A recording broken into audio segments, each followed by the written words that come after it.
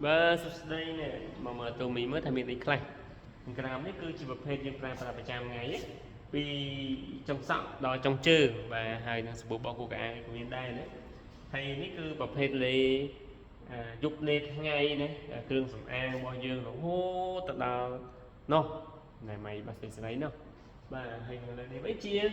ประเภทอาหารสุขภาพอาหารสุขภาพมันจางได้จางกับเป็นหัวเวียนไอเมียน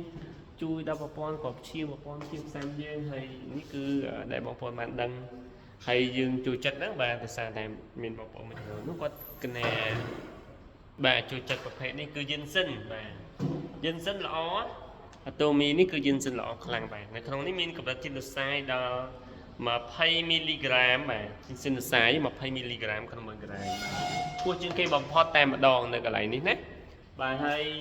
មានកាហ្វេបាទហូមានសារ៉ៃអាំងជាច្រើនផងដែរបាទអញ្ចឹងបើសិនជាមានតម្រូវការអីនឹងអាចតាក់ទងមកបាន